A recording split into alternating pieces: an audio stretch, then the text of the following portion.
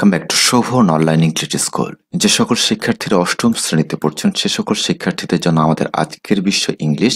শিক্ষার্থীরা এই ইংরেজি বিষয়ের এক্সপেরিয়েন্স 6 থেকে আমরা আজকে কিছু মাল্টিপল চয়েস কোশ্চেন নিয়ে কাজ করব।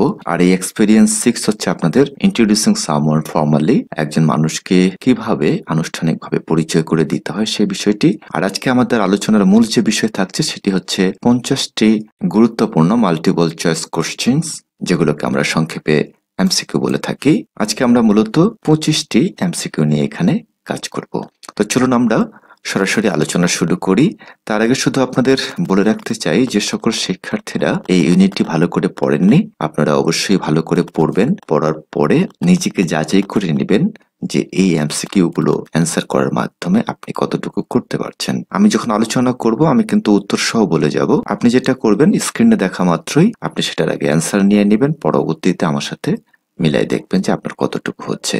তো চলুন আমরা আলোচনা শুরু করি। আমাদের প্রথম যে প্রশ্নটি ছিল সেটি হচ্ছে, which types of writing is typically more complex? কোন ধরনের লেখা একটু জটিল? সেক্ষেত্রে আমাদের দুটো বিষয় ছিল, ফর্মাল এবং ইনফর্মাল, এই দুটো রাইটিং। আপনাদের অপশন দেওয়া হয়েছে informal writing, formal writing, both are the same, none of the above, উভয়ই অথবা কোনোটি নয়। তাহলে আমাদের এখানে সঠিক উত্তরটি হচ্ছে যে ফর্মাল রাইটিং। আপনি যদি ইউনিটটা ভালো করে পড়ে থাকেন বা এক্সপেরিয়েন্সটি, তাহলে কিন্তু আপনি বুঝতে পারবেন।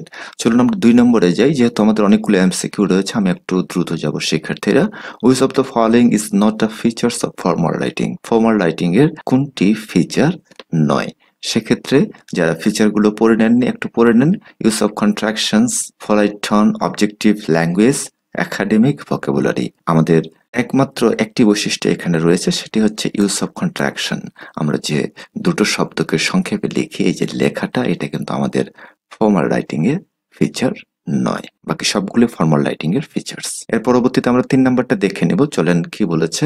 when writing to an audience you do not know on a personal level you should use। একটা অডিয়েন্সের উদ্দেশ্যে যখন আপনি কখনো কোনো কিছু লিখছেন, আপনি অডিয়েন্সের ব্যক্তিত্ব সম্পর্কে বা অডিয়েন্সের পার্সোনালিটি সম্পর্কে আপনি জানেন না, তখন আসলে ইউ শুড ইউজ, আপনাকে ব্যবহার করা উচিত কোন ধরনের লেখাটি? Informal writing, friendly tone, formal writing, emotional language. আমাদের ডি এবং বি এই দুটো কিন্তু একেবারেই হবে না, কারণ যেহেতু আমাদের মেন ফোকাসটি হচ্ছে ইন্ট্রোডিউসিং সামওয়ান ফর্মালি। তাহলে আমাদের উত্তর বেছে নিতে হবে ফর্মাল এবং ইনফর্মাল থেকে। এই ক্ষেত্রে আমরা যখন অডিয়েন্স বিষয়ে জানবো না, তখন কিন্তু আমাদের এই বিষয়গুলো সুন্দর করে আলোচনা করা হয়েছিল এক্সপেরিয়েন্সে। সেখান থেকে আমরা জেনেছি এটা আমাদের ফর্মাল রাইটিং এর ক্ষেত্রে। 4 নম্বরে আসেন, which of the following is commonly used in informal writing? নিচের যে 4টি অপশন রয়েছে এর মধ্যে কোনটি সবচেয়ে বেশি ব্যবহৃত হয়? খুব সাধারণ একটি ব্যবহার। Long sentences, academic vocabulary, contractions and abbreviations, polite tone. আমাদের এখানের উত্তরটি হচ্ছে সি নাম্বার। আমরা কিছুক্ষণ আগে কন্ট্রাকশনস দেখেছি এবং তার সাথে অ্যাব্রিভিয়েশন তো আমরা পেয়েছিলাম মূল আলোচনাটি করার সময়। আমরা কিন্তু এই ইউনিটের পুরো কাজটি করেছি। এই ইউনিটের আরো এমসিকিউর পার্ট দেওয়া থাকবে, সেগুলো অবশ্যই আপনারা দেখবেন। Number 5, formal writing avoids the use of. Formal writing এ কোন জিনিসগুলো অ্যাভয়েড করা হয়? এক্ষেত্রে আমরা যে বিষয়টি পেয়েছি সেটি হচ্ছে ইডিয়ম এন্ড ফ্রেজেস। এটা আমরা একেবারে অ্যাভয়েড করব, কিন্তু এটিও আমরা 99% অ্যাভয়েড করব। বিশেষ কোনো ক্ষেত্রে এটি ব্যবহার হতে পারে। তো দুটো অ্যান্সারই আমাদের কাছাকাছি, যেহেতু দুটোর মধ্যে এটাকে আমরা 100% বলছি, এই জন্য এটা একেবারেই আমরা সঠিক উত্তর হিসেবে নিচ্ছি। আর যদি এই অপশনটি না থাকে, ডি এর এই অপশনটি, ইডিয়ম এন্ড ফ্রেজেস, তাহলে সেক্ষেত্রে আমরা এটা নিতে পারি। এরপরে আসেন 6 নম্বরে যে বিষয়টি বলছে, informal writing is most commonly used for. Informal writing সবচেয়ে বেশি ব্যবহার করা হয় academic purposes, legal documents, personal letters, official applications. তাহলে আমাদের সঠিক উত্তরটি হচ্ছে পার্সোনাল লেটার্স। এটা থেকে চলুন আমরা নাম্বার 7 দেখে নেই। Which is an example of formal writing? Formal writing এর উদাহরণ কোনটি? Email to a friend, text message, academic এসে এন্ড ডায়েরি এন্ট্রি। তাহলে আমাদের সঠিক উত্তরটি হচ্ছে একাডেমিক এসে। এটি হচ্ছে আমাদের সবসময় ফর্মাল ফিচারে লিখতে হয়। 8 নম্বরে আমরা পেয়ে যাচ্ছি, which sentence best represents informal writing? নিচে 4টি বাক্য রয়েছে, এর মধ্যে কোনটি সবচেয়ে বেশি ইনফর্মালকে রিপ্রেজেন্ট করছে? I regret to to inform you that the meeting has been postponed. B নাম্বারে নেওয়া হয়েছে can't, এখানে দেখেন কন্ট্রাকশন ব্যবহার করেছে, সেই ক্ষেত্রে কিন্তু আমাদের উত্তরটি ইনফর্মালের জন্য এটি হবে, বাকি কোথাও কিন্তু আমরা ইনফর্মালের ফিচার পাচ্ছি না। এরপরে আসে 9 নম্বরে আমরা দেখে নিই which of the following is the features of formal text, কোন বৈশিষ্ট্যটি ফর্মাল পাঠের জন্য?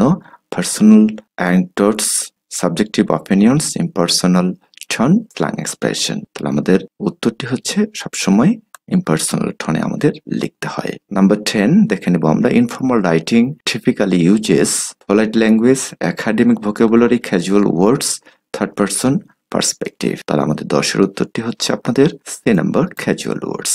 এরপরে আসেন আপনাদের যেহেতু ইউনিটটি সাজানো ছিল ফিচার্স অফ রাইটিং, এই জন্য আমরা কিন্তু এখানে ফিচার্স অফ রাইটিং নিয়েছি। এভাবে কিন্তু পর্যায়ক্রমে আমরা পুরো ইউনিটটি শেষ করব। আরো কিছু এক্সট্রা এমসিকিউ স্লাইড রয়েছে, সেটা আমরা পরবর্তীতে শেয়ার করব আপনাদের সাথে। 11 নম্বরে যে বিষয়টি বলেছে which features is not associated with formal writing, নিচে কোন ফিচারটি কানেক্টেড নয়, যেটা আমরা এরকম কিছুক্ষণ আগেও পেয়েছিলাম, সেটি হচ্ছে আমাদের সঠিক উত্তরটি কন্ট্রাকশনস। এরপরে 12 নম্বরে আসেন the use of however is a sentence reflects. However একটি কোহেসিভ ডিভাইস, আমরা জেনেছিলাম যে কোহেসিভ ডিভাইস গুলো আসলে কোন জায়গায় ব্যবহার করা হয়। তো আমরা জেনেছিলাম কোহেসিভ ডিভাইস গুলো ব্যবহার করা হয় ফর্মাল রাইটিং এর ক্ষেত্রে। তাহলে আমরা এই জায়গাটায় দেখেন সাবজেক্টিভ তো আমাদের বৈশিষ্ট্যের মধ্যে পড়ছে না, ক্যাজুয়াল কনভারসেশন এটি হচ্ছে আমাদের ইনফর্মাল এবং ইনফর্মাল টোন, তাহলে ফর্মালে একটি রয়েছে, অতএব আমাদের উত্তরটি হচ্ছে সি। এরপরে আসেন 13 number what type of writing should be used when addressing a head teacher in an application. একটা অ্যাপ্লিকেশনে আমরা যে সম্বোধন করে থাকি হেড টিচারকে, সেটা ফর্মাল, ইনফর্মাল, ক্যাজুয়াল, ফ্রেন্ডলি। আমাদের উত্তরটি হচ্ছে ফর্মাল। এরপর আসেন 14 number which linguistic features is often used in informal writing. গ্রামারের কোন বিষয়গুলো বা ভাষার কোন বিষয় বা বৈশিষ্ট্যটি ইনফর্মাল রাইটিং এ ব্যবহার করা হয়? Passive voice, complex sentences, idioms and phrases, academic language. একটি বিষয় এখানে খেয়াল করতে হবে, অফন ব্যবহার করেছে আপনাদের প্রায়শই বা বহুবার ব্যবহার করা হয়, সেটি হচ্ছে ইডিয়ম এন্ড ফ্রেজেস, এটাকে তো বহুবার ব্যবহার করা হয়। আর বাকি যে বৈশিষ্ট্যগুলো রয়েছে সবগুলো আমাদের ফর্মালের বৈশিষ্ট্য। এরপরে 15 number which sentence is an example of using a passive form in informal writing. বলছে নিচের কোন বাক্যটি প্যাসিভ ফর্মে রয়েছে, যেটি মূলত ফর্মালি ব্যবহার করা হয়? আই কমপ্লিটেড দ্য রিপোর্ট, এটা আমাদের সাবজেক্ট রয়েছে, ভার্ব রয়েছে এবং এটা আমাদের অবজেক্ট, তাহলে এটা কিন্তু আমাদের অ্যাক্টিভে আছে। আমরা আরেকটু যদি খেয়াল করেন বি নাম্বারে আছে the report was completed by me, এই রিপোর্টটি আমার দ্বারা সম্পূর্ণ হয়েছে।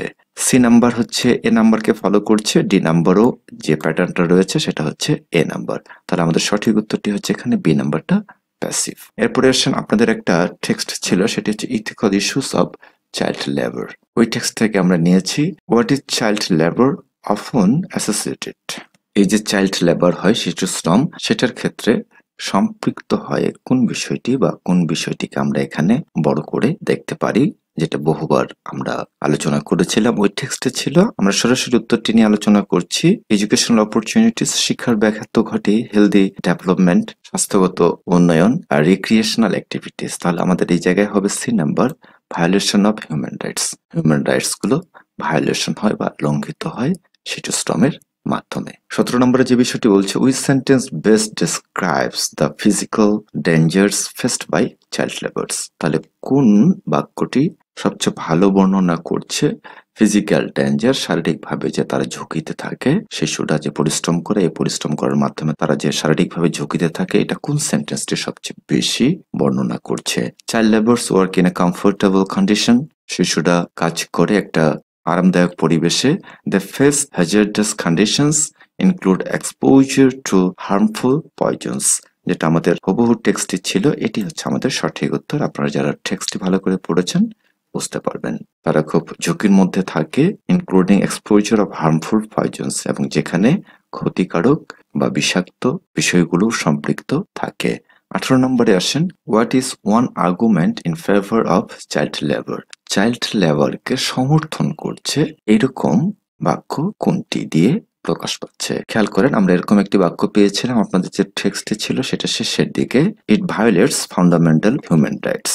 এটি আমাদের কখনোই উত্তর হিসেবে বিবেচিত হবে না যে এটা মানুষের মৌলিক মানবাধিকারকে ভায়োলেটস করছে বা বিঘ্নিত করছে। বি নাম্বারে যেটা বলেছে, ইট provides children with opportunities to learn practical skill. তাহলে বোঝার চেষ্টা করেন এখানে যে বিষয়টি বলছে যে এই চাইল্ড লেবার বা শিশু শ্রমের মাধ্যমে শিশুরা সুযোগ পাচ্ছে টু লার্ন প্র্যাকটিক্যাল স্কিল, বাস্তবসম্মত দক্ষতা অর্জন করতে। তাহলে এই লাইনটি আমাদের সবচেয়ে বেশি ফেভার করছে, বাকি আর কোনোটাই কিন্তু ওভাবে ফেভার করছে না। এই লাইনগুলো কিন্তু আপনাদের টেক্সট থেকে নেওয়া হয়েছে, এজন্য আমি সবগুলো আবার বিস্তারিত আলোচনা করছি না। এরপরে 19 নাম্বারে রয়েছে, how long has child labour bin an issue. এই যে শিশু শ্রম একটি সমস্যা বা একটা ইস্যু হিসাবে রয়েছে, এটি কত বছর ধরে? এটা আমরা সরাসরি বলতে পারি, কারণ আপনাদের টেক্সটে রয়েছে এটি আমাদের মোর দেন 200 ইয়ার্স, 200 বছরের অধিক সময় ধরে। 20 নম্বরে আসেন, the eradication of child labour requires efforts from. আমরা যদি চাইল্ড লেবারকে একেবারেই সরিয়ে ফেলতে চাই বা রিমুভ করতে চাই, সেক্ষেত্রে কোন জিনিসটির প্রয়োজন?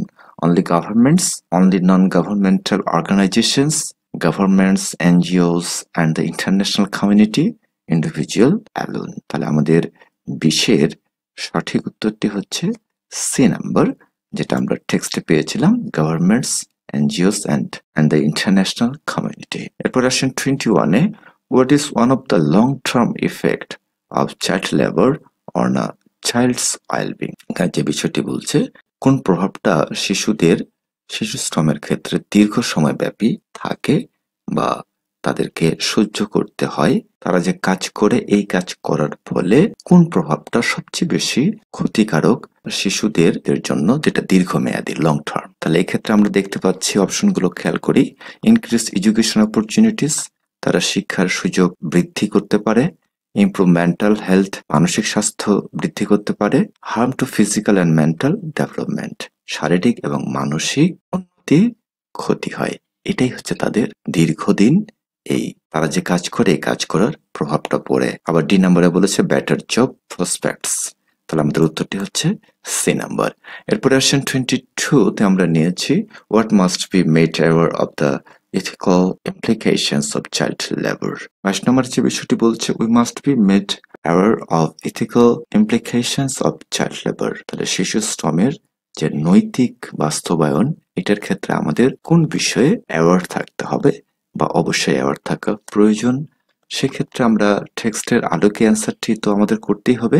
আপনাদের অপশনে আছে children, business and consumers in developed countries, এটি হচ্ছে আমাদের সঠিক উত্তর। এছাড়াও রয়েছে লজিক্যাল গভর্নমেন্টস, অনলি এনজিওস। তাহলে আমাদের সঠিক উত্তরটি হচ্ছে বি নাম্বার। এরপরে আসেন 23, ইন দ্য সেন্টেন্স, বাক্যটিতে child labour is described as work depriving children of their childhood potential and dignity, the features of formal writing used. তাহলে এই বাক্যে যে ফর্মাল রাইটিং এর ফিচারটি ব্যবহার করা হয়েছে সেটি কি, সে বিষয়টি জানতে চাচ্ছে। এখানে যে ফিচার্সটি ব্যবহার করা হয়েছে সেটি আমরা সরাসরি বলতে পারি। আমরা কিন্তু এটা যখন আলোচনা করেছিলাম এই টেক্সটটি, সেটা কিন্তু আপনি অবশ্যই দেখবেন সেই আলোচনাটা। এই যে ওয়ার্ড গুলো নেওয়া হয়েছে এখানে মূলত চয়েস অফ ওয়ার্ডস, এটি হচ্ছে ফর্মাল রূপটি দিয়েছে। তাহলে আমরা খেয়াল করি অপশনে কি দেওয়া হয়েছে, ইউজ অফ কন্ট্রাকশনস তো এখানে একেবারেই নেই, তাহলে এটা হবে না। ক্যাজুয়াল টোন, এটা ইনফর্মালের। পার্সোনাল অ্যানেকডটস, ব্যক্তিগত গল্প বা কাহিনী। আমাদের এখানে সঠিক উত্তরটি হবে যেটা কিছুক্ষণ আগে বললাম আপনাদের, ফর্মাল চয়েস অফ ওয়ার্ডস। এরপর আমরা 24 নাম্বার শুরু করছি। খেয়াল করেন এখানে আপনাদের সিনোনিম ল্যাঙ্গুয়েজ ইউজেস একটা পার্ট ছিল, সেখান থেকে আমরা নিচ্ছি। What is the synonym of forced for the text? ওই টেক্সটে যে ফোর্সড শব্দটি ব্যবহার করা হয়েছে এর সিনোনিম কোনটি? তাহলে আমরা এই সিনোনিম করার ক্ষেত্রে আমাদের সবগুলো শব্দের অর্থ কিন্তু আগে আপনাদের জানতে হবে। এখানে আসেন ভলান্টার্ড, এটি হচ্ছে স্বেচ্ছাসেবক। কম্পেলড, অপশনাল, ঐচ্ছিক। অ্যালাউড, অনুমতি দেওয়া হয় বা কোনো কিছু অ্যালাউ করা হয়, ঠিক সেরকম অর্থে। তাহলে আমাদের উত্তরটি হবে এখানে বি নাম্বার, কম্পেলড। যেহেতু ফোর্সড শব্দটির অর্থ জোরপূর্বক আর কম্পেলড হচ্ছে বাধ্যতামূলক বা জোরপূর্বক, এই জন্য আমরা বি নাম্বার নিয়েছি। এরপরে আসেন 25 নাম্বারটা আমরা দেখে নেব, what is the synonym of fate? এই ফেট শব্দটির সমার্থক শব্দ কোনটি? এখানে মূলত এই অপশনটি একটু ভুল হয়েছে আপনাদের, এই অপশনটি হবে না। তারপরে কম্পেলড তো আমরা জানলামই যে বাধ্যতামূলক, আর ফেট হচ্ছে কোনো কিছু পরিশোধ করা বা অর্থ প্রদান করা। আর টেকেন হচ্ছে নেওয়া, এখানে কিন্তু অর্থের সাথে সম্পর্কিত না, এই জন্য আমাদের উত্তরটি হচ্ছে সি নাম্বার, রিমিউনারেটেড। শিক্ষার্থীরা, এ ছিল আমাদের 1 থেকে 25 পর্যন্ত আজকে এমসিকিউ গুলোর আলোচনা। আমরা পরবর্তী যে পার্ট 2 দিব, সেই পার্ট 2 তে আপনাদের 26 থেকে পরবর্তীতে আমরা 50 পর্যন্ত আলোচনা করব। শিক্ষার্থীরা, সেই ভিডিওটি দেখার আহ্বান রাখছি। আর আপনাদের জন্য যে এই আয়োজনমালার আমরা আয়োজন করেছি, এটা আপনাদের কেমন লাগছে সেটা কিন্তু অবশ্যই কমেন্ট সেকশনে জানাতে ভুলবেন না। আরেকটি বিষয় আপনাদের বলে রাখি, আপনাদের যে প্যাটার্নের পরীক্ষা হবে, প্রশ্ন থাকবে, সেটাও নিয়ে আমরা নেক্সট পর্বগুলোতে আপনারা দেখতে পাবেন, আমরা ভিডিও করছি। এছাড়া fill in the blanks with clue, without clue, এখান থেকে ইনফরমেশন ট্রান্সফার, আর কি কি আইটেমগুলো আসতে পারে, রিয়ারেন্স আসতে পারে, আমরা সবগুলো বিষয় নিয়ে কভার করার চেষ্টা করব প্রত্যেকটি ইউনিট ধরে ধরে। ভালো প্রস্তুতি নেওয়ার জন্য অবশ্যই আমাদের প্রত্যেকটি পর্ব দেখার আহ্বান রাখছি। Thanks for watching. আল্লাহ হাফেজ।